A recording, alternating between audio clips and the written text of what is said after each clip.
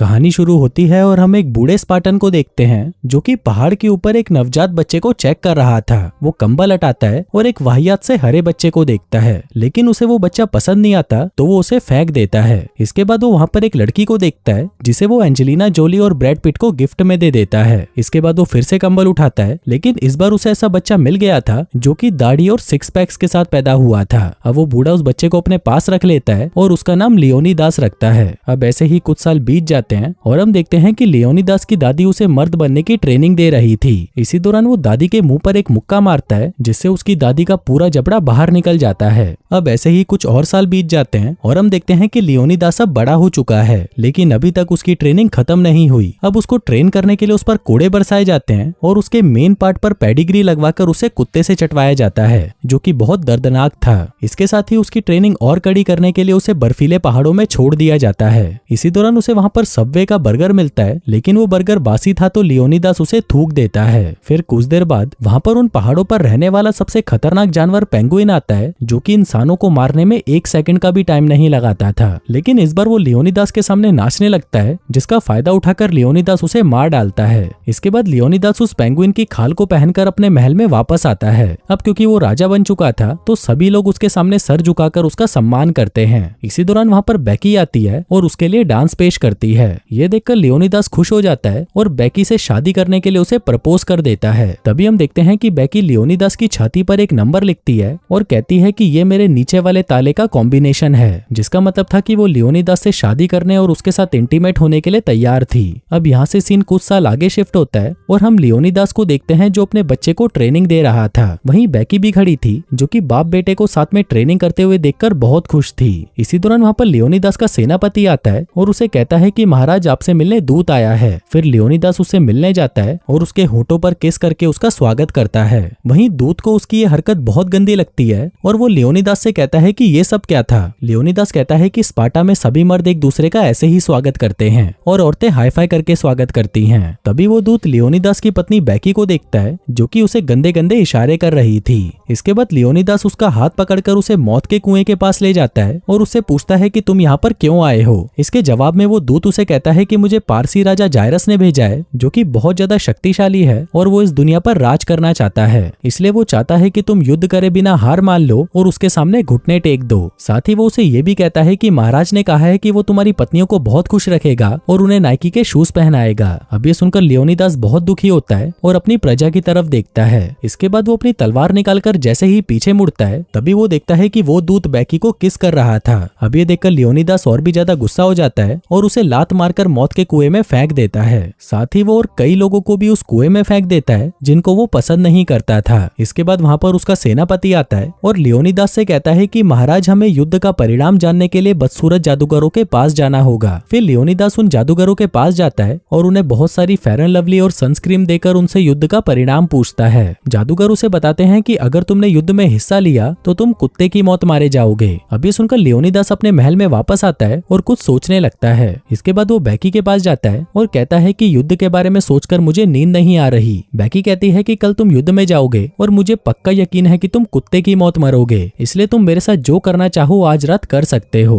अब ये सुनकर दोस्तों आप भी वही सोच रहे होंगे जो मैं सोच रहा हूँ कि शायद लियोनीदास अब उसके साथ इंटीमेट होने वाला है, लेकिन ऐसा कुछ नहीं होता। वो गधा तो उसे उठाकर एक्सरसाइज करने लगता है। फिर अगले दिन लियोनीदास अपने सेनापति के पास आता है और उसे कहता है कि मुझे युद्ध में 300 लोगों की जरूरत है, लेकिन इस पर सेनापति कहता है कि उसके पास सिर्फ ये 10 ही लोग बचे हैं, क्योंकि जायरस का नाम सुनकर सभी सैनिक यहाँ से भाग गए। तभी वहाँ पर बेकी आती है और वो लियोनीदास को उस पेंगुइन की चोंच से बनी हुई माला पहनाती है और कहती है कि जीत कर आना। इसी दौरान हम उसके राज्य के एक गद्दार को देखते हैं, जो कि किंग जायरस को मैसेज करके लियोनीदास और उसकी सेना के बारे में बता देता है। इसके बाद लियोनीदास अपनी सेना को तैयार करके नाचते गाते हुए युद्ध की तरफ निकल पड़ता है। फिर थोड़ी ही देर में वो उस सकरे रास्ते तक पहुंच जाते हैं जहाँ पर वो किंग जायरस की सेना को आसानी से हरा सकते थे। अब इतना लंबा सफर तय करने से वो लोग थक चुके थे, इसलिए वो लोग फ्रूटी और कोल्ड ड्रिंक्स पीने लगते हैं। इसी दौरान वहाँ पर पर्शियन सेना भी आ जाती है और उसका सेनापति लियोनीदास को हार मानने के लिए कहता है, लेकिन लियोनीदास बिना युद्ध करे ऐसे हार मानने से मना कर देता है। तभी लियोनीदास का एक मोटा सैनिक आकर उन पर हमला करने लगता है, लेकिन वो गधा जैसे ही जोर की छलांग मारता है वो एक पहाड़ से टकराकर सीधा नीचे गिर जाता है। आगे युद्ध की घोषणा की जाती है, लेकिन ये लोग युद्ध न करके डांस कंपटीशन करने लगते हैं। अब यहाँ पर ये कंपटीशन लियोनीदास की सेना जीत जाती जाती है, जिसके बाद वो पर्शियन सेना को पहाड़ से धक्का देकर मार डालते हैं। अब इस जीत की खुशी में वो लोग बियर खोल लेते हैं और सेलिब्रेट करने लगते हैं। दूसरी तरफ हम महल में बेकी को देखते हैं जो कि अपनी मसाज करवा रही थी।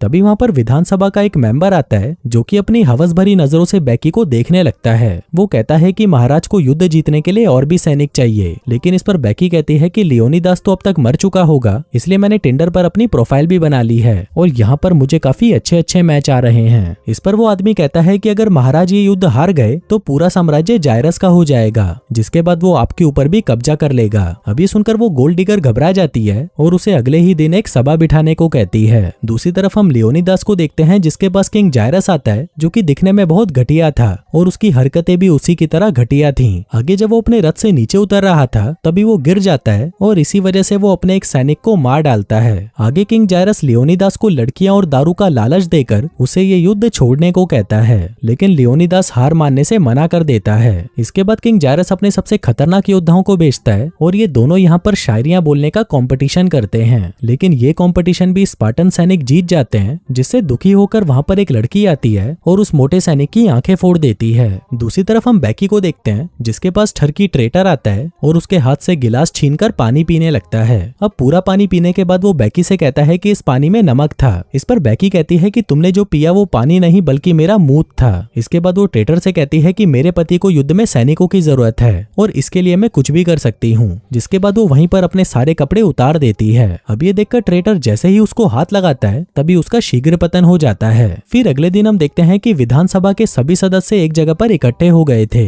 जिसके बाद वहाँ पर बेकी आती है और अपना अश्लील डांस दिखाकर उन लोगों को एंटरटेन करने लगती है। वो कहती है कि मेरे पति को जंग में सैनिकों की जरूरत है, लेकिन तभी वहाँ पर ट्रेटर आता है और सबको कहता है कि ये कोई रानी नहीं बल्कि एक बाजारू औरत है। अब ये सुनते ही बेकी को गुस्सा आ जाता है और वो वैनम बनकर ट्रेटर को मिट्टी में मिला देती है। वहीं पर एक सांसद को ट्रेटर का मोबाइल मिलता है जिसको देखकर वो लोग समझ जाते हैं कि ट्रेटर एक गद्दार था। जिसके बाद वो बेकी की मदद करने के लिए तैयार हो जाते हैं। दूसरी तरफ हम एक सैनिक को देखते हैं जो कि उछलता हुआ लियोनिदास के पास आता है और उसे कहता है कि राजा जायरस को हमारे इस खुफिया रास्ते के बारे में पता चल चुका है और वो किसी भी वक्त अपनी 1 लाख लोगों की सेना लेकर यहाँ पर आता ही होगा। अब ये सुनकर लियोनिदास अपने अंधे सिपाही के पास जाता है और उसे अपनी पेंगुइन वाली चोंच निकाल कर देता है। कहता है कि इसे जाकर रानी बेकी को दे देना। तभी वहाँ पर किंग जायरस की सेना पहुंच जाती है। किंग जायरस लियोनिदास को अपने आगे फिर से झुकने को कहता है, लेकिन लियोनिदास उसे मना कर देता है। तभी जायरस अपना मोटा दिमाग लगाने के बाद लियोनिदास से कहता है कि देखो तुम्हारे शूलेस खुले हैं। फिर जैसे ही लियोनिदास अपने शूलेस बांधने के लिए नीचे झुकता है तभी किंग जायरस कहता है कि देखो मैंने तुम्हें अपने आगे झुका ही दिया। अब इस खुशी में वो हाई फाई करता है, लेकिन ये देखकर स्पार्टन सिपाही हंसने लग जाते हैं क्योंकि स्पार्टा में सिर्फ लड़कियां ही हाई फाई करती थीं। अब ये देखकर जायरस को गुस्सा आ जाता है और वो कॉल करके अपनी 1 लाख सेना को वहां पर बुला लेता है। कुछ देर बाद वहां पर 2 सिपाही आते हैं जो कि अपने साथ एक ब्लू स्क्रीन लेकर आए थे।